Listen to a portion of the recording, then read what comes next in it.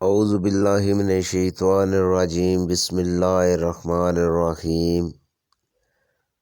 حضرت صلی اللہ علیہ وآلہ وسلم پر وحی کا ابتدائی دور اچھے سچے پاکیزہ خوابوں میں سے شروع ہوا۔ آپ خواب میں جو کچھ دیکھتے وہ صبح کی روشنی کی طرح صحیح اور سچا ثابت ہوتا۔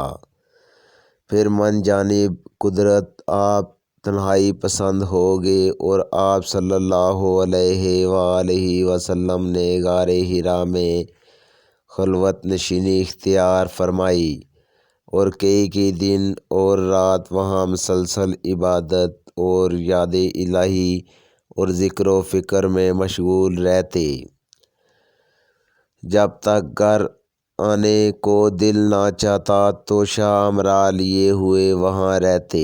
توشہ ختم ہونے پر ہی اہلیہ محترمہ حضرت ختیجہ رضی اللہ تعالیٰ عنہا کے پاس تشریف لاتے اور کچھ توشہ امرا لے کر پھر وہاں جا کر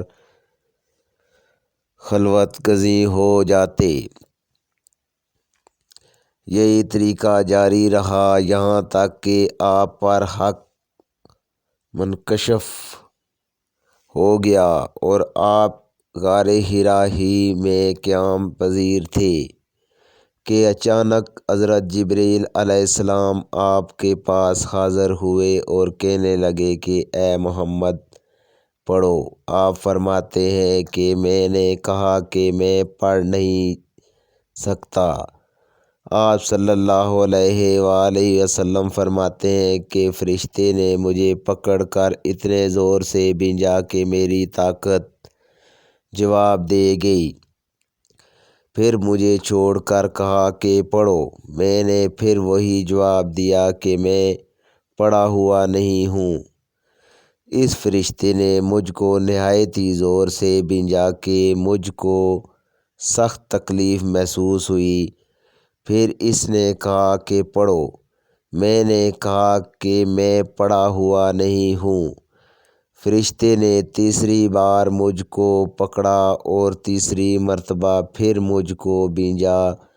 پھر مجھے چھوڑ دیا اور کہنے لگا کہ پڑھو اپنے رب کے نام کی مدد سے جس نے پیدا کیا اور انسان کو خون کی پھٹکی سے بنایا۔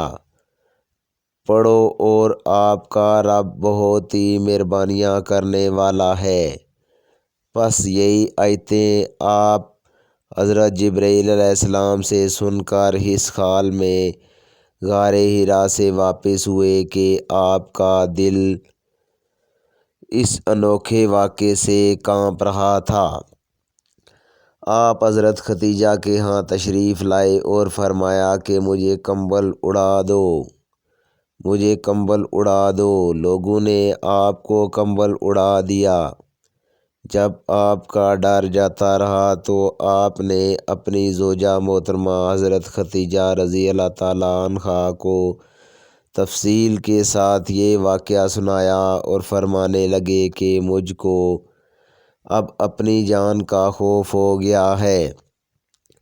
آپ کی اہلیہ محترمہ حضرت ختیجہ رضی اللہ تعالیٰ عنہا نے کہا، آپ کی ڈھارس بندھائی اور کہا کہ آپ کا خیال صحیح نہیں ہے۔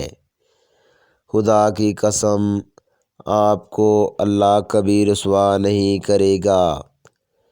آپ تو اخلاق فاضلہ کے مالک ہیں۔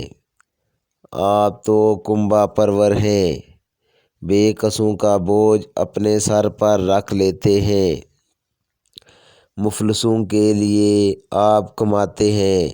مہمان نوازی میں آپ بے مثال ہیں اور مشکل وقت میں آپ امر حق کا ساتھ دینے والے ہیں۔ ایسے اوصاف حسنی والا انسان یوں بے وقت ذلت اور خواری کی موت نہیں پا سکتا۔ صحیح بخاری حدیث نمبر 3۔ آج کی ویڈیو دوستو اتنی، اگلی ویڈیو میں آپ لوگوں سے ملاقات ہوگی، تب تک کے لیے اللہ حافظ۔